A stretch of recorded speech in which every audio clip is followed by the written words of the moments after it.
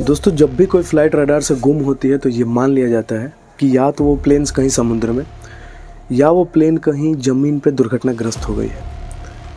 क्या आपने कभी ऐसा सुना है कि एक फ़्लाइट को एक सिटी से दूसरे सिटी जाने में 30 साल का समय लग गया हो और उनके पैसेंजर ज्यों के त्यों हों जिस स्थिति में वो उन्होंने फ़्लाइट शुरू करी थी, 30 साल बाद जब वो प्लेन लैंड करती है तो उसी स्थिति में वो लैंड भी करते हैं, लेकिन ये पूरी दुनिया 30 साल आगे चली गई होती है। तो क्या कुछ है इस कहानी के पीछे, इस वीडियो में जानेंगे। और एक ऐसी फ़्लाइट जो न्यूयॉर्क से मियामी के लिए 1955 में निकलती है, लेकिन उसे मियामी पहुंचने में 30 साल लग जाते हैं, उस फ्लाइट के बारे में बात करेंगे।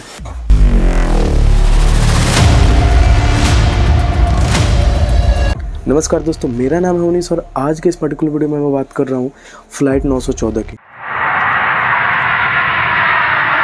दोस्तों, अमेरिका की एक Airways company pan American Airways, जिसकी एक फ़्लाइट डॉगलस DC-4 है, उसने ये क्लेम किया कि उसकी ये फ़्लाइट डॉगलस DC-4 न्यूयॉर्क से मियामी जाने में उसको 30 साल लग गए।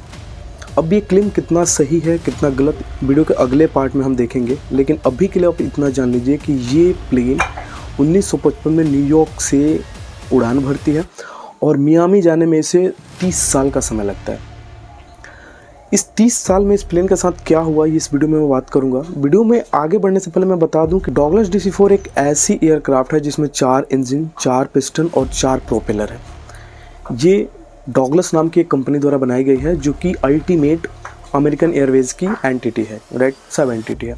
बात है 2 जुलाई 1955 की। ये प्लेन पूरी तरीके से फिल करके, सब कुछ चेक करके इसको रनवे पर लाया जाता है। रनवे पे लाने के बाद इसमें कोई खराबी नहीं पाई जाती है। फ़्लाइट 2 जुलाई 1955 को शाम के 7 बजे ठीक आराम से उड़ान भरती है और ये उड़ान बिल्कुल सही है, इसमें कोई तकनीकी गड़बड़ी नहीं थी। अब इस उड़ान के बाद ये प्लेन कुछ ही समय बाद, 1-1.5 घंटे के बाद, ये प्लेन रडार से विलुप्त हो गई। जब ये प्लेन रडार से विलुप्त हो गई तो अमेरिकन एयरवेज़ ने ये मान लिया कि ये प्लेन कहीं अज्ञात जगह पे दुर्घटनाग्रस्त हो गई है। प्लेन की काफ़ी खोजबीन की गई कि कहीं उसके टुकड़े मिल जाए या कहीं ऐसी जगह पता लग पाए कि वो प्लेन कहाँ दुर्घटनाग्रस्त हुई है, तो ये भी नहीं पता लग पाया। जब काफ़ी समय बीत गया और सर्च में कुछ नहीं मिला तो ये मान लिया गया कि एक ऐसी जगह पे ये प्लेन दुर्घटनाग्रस्त हो गई है जो अज्ञातवास है, जिस पे आज तक ह्यूमन नहीं गया है। जैसे बरमूडा ट्रायंगल एक ऐसी फेमस जगह है जहाँ पे कई सारे प्लेन विलुप्त हुए हैं और वहाँ पे आज तक किसी भी प्लेन की कोई टुकड़े नहीं मिलते हैं, लेकिन जब भी कोई प्लेन बरमूडा ट्रायंगल से गुजरता है तो वो कहीं ना कहीं वहीं पे दुर्घटनाग्रस्त हो जाता है। अब क्या है इसके पीछे एक कहानी बरमूडा ट्रायंगल की, आने वाली अलग वीडियोज़ में बताऊँगा, लेकिन अभी के लिए आप ये मान लें कि ये प्लेन कहीं ऐसी जगह पर दुर्घटनाग्रस्त हो गए जो ह्यूमन जहाँ पर नहीं देख पाया है। अब 30 साल के बाद 1985 को कैराकास एक जगह है जहाँ के रडार को एक ऐसी प्लेन उसके रडार में दिखती है जिसकी कोई इन्फॉर्मेशन इनके पास पहले से नहीं थी। और जब बहुत ट्राई किया गया तो इस प्लेन के क्रू मेंबर से कैराकास के रेडियो टावर का कनेक्शन एस्टैब्लिश हुआ। अब जब ये कनेक्शन एस्टैब्लिश हुआ तो रडार टावर के क्रू मेंबर्स ने पूछा कि आप कौन हैं और आप कहाँ से आ रहे हैं, अपनी इन्फॉर्मेशन दीजिए। तो उनके पायलट ने बताया कि हम न्यूयॉर्क से मियामी के लिए उड़ रहे हैं और अचानक से हमारे साथ कुछ ऐसा हुआ है कि हम कुछ नहीं समझ पा रहे हैं और हम आपकी रनवे पर उतरने के लिए अनुमति चाहते हैं। काफ़ी देखने के बाद इनको लगा, जब उन्होंने अपनी सारी इन्फॉर्मेशन दी कि इसमें 57 पैसेंजर्स हैं, 6 क्रू मेंबर्स हैं और 2 पायलट हैं, और सब कुछ सही जानकारी मिलने के बाद यहाँ के जो टावर मेंबर्स थे उन्होंने इनको उतरने की अनुमति दे दी। अब जब इन्होंने लैंड किया, अब लैंड करके देखिए, लैंड करने के तुरंत बाद गेट ओपन नहीं होता है एरोप्लेन का, थोड़ा उसमें समय लगता है। इसी बीच टावर के लोग क्रू मेंबर से बात जारी रखे और उन्होंने कहा कि आप कहाँ से आ रहे हैं और कितने देर हुआ आपको चले गए, सब कुछ पूरे डिटेल में बताइए। तो पायलट ने बताया कि हम 2 जुलाई 1955 को न्यूयॉर्क से मियामी के लिए उड़ान भरे हैं और ठीक आधे 1 घंटे बाद हमारे साथ कुछ ऐसा हुआ जिसके बाद हम कुछ नहीं जान पाए और अभी जाके हम उस प्रॉब्लम से बाहर आए हैं और यहाँ पे लैंड किए हैं।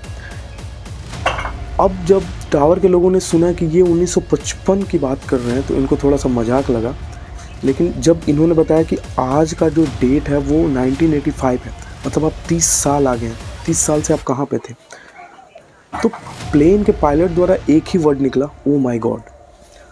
अब ये प्लेन 30 साल तक रहा कहाँ, सबसे बड़ी बात तो ये है। दोस्तों टाइम ट्रेवल के बारे में अगर मैं बात करूँ इससे रिलेटेड, तो टाइम ट्रेवल एक ऐसी घटना है जिसमें आप नॉर्मल ह्यूमन बीइंग से ज़्यादा तेज़ी से समय को पार कर रहे हो, राइट। जैसे हम एक घंटे में अगर पार कर रहे हैं तो हम प्रेजेंट के साथ जी रहे हैं, राइट।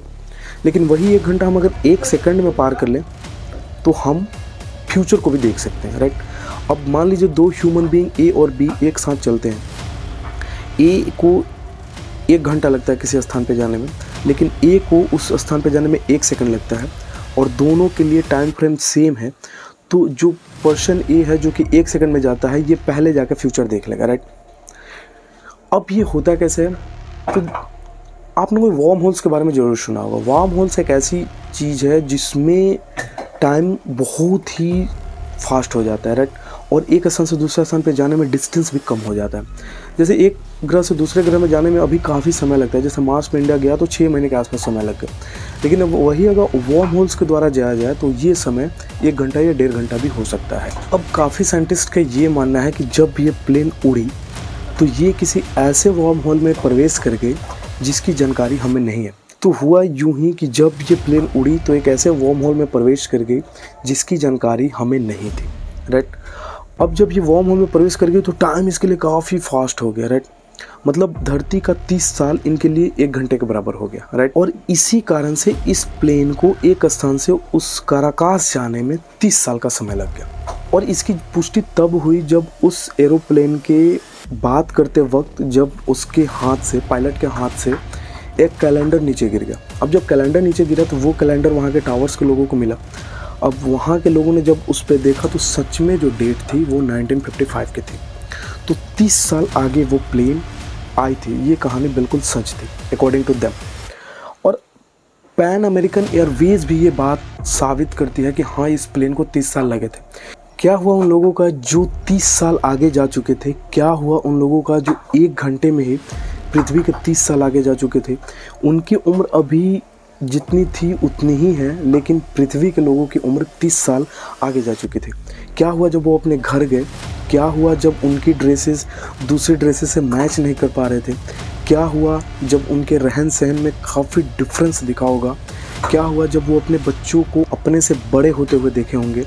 तो ये सारी कहानी आज भी रहस्य है। क्या 57 पैसेंजर्स में से कोई एक भी पैसेंजर आज तक इस बात की कैमरे में आकर सामने पुष्टि नहीं किया है? तो ये बात में काफ़ी अभी रहस्य बना हुआ है। पैन अमेरिकन एयरवेज कुछ कहती है, लेकिन 57 पैसेंजर्स में से कोई एक पैसेंजर भी आज तक ऑन कैमरा आके ये बात नहीं कहा है कि मैं उस प्लेन में था, और ना ही उन 57 पैसेंजर्स की लिस्ट आज तक पैन अमेरिकन एयरवेज ने जारी किया है। तो ये सारी चीज़ अभी रहस्य ही बनी हुई है और काफ़ी लोग इसे झूठ भी मानते हैं, एक कहानी मानते हैं। लेकिन जो कुछ भी हुआ ये मैंने आपको बताया। अगर आपको ये वीडियो कैसा लगा, आप इस वीडियो के बारे में क्या सोचते हैं, प्लीज़ मुझे कमेंट में बताएं। और अगर आपको कोई सजेशंस हो इस वीडियो में तो प्लीज़ कमेंट में बताएं।